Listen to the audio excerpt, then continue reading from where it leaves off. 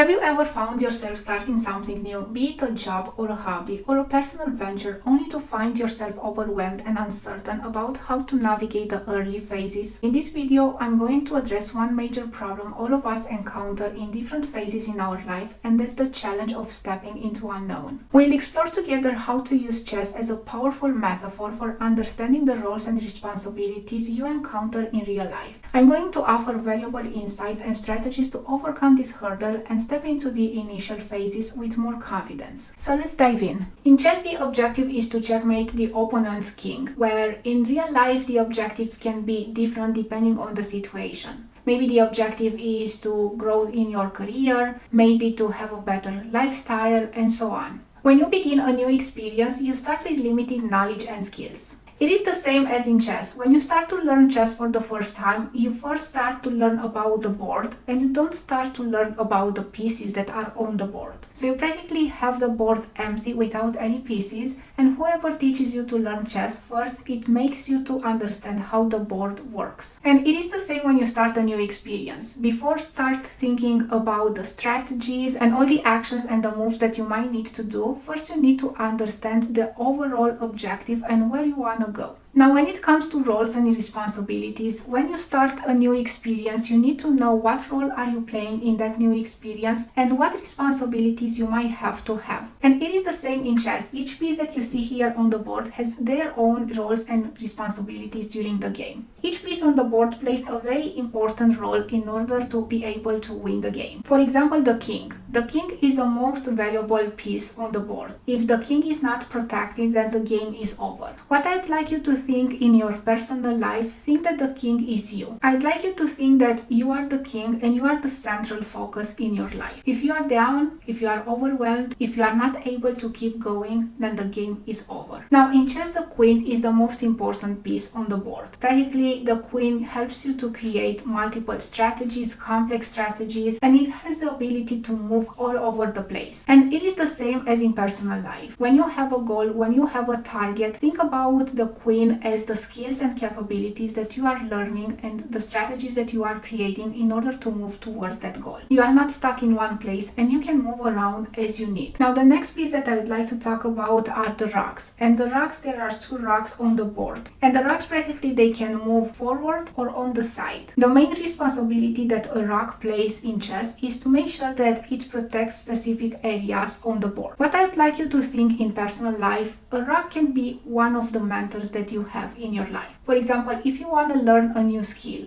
a new capability, think that you have a mentor that protects an area of your interest. Now, the next two pieces that I'd like to talk about are the knights. The knight in chess, they move in L shapes, so they can jump all over the place. In real life, I'd like you to think the knight is your way of adapting to new situations. You can move around and you can overcome obstacles. Now, the next two pieces that I'd like to talk about are the bishops. They play a very important role in chess because they can control a very high area of the board. How I'd like you to see bishops in your life is practically the ability to look at different situations from different angles. So let's say if you start a new experience, you might need to gather information from different sources, you might need to rely on multiple people, and it is more or less the same responsibilities as the bishop has in chess. And now the last but not the least are the pawns. You have 8 pawns on the board, and practically even if they are not considered so important, I'd like you to think about yourself when you just get started. Practically, a pawn in chess can make one move at a time.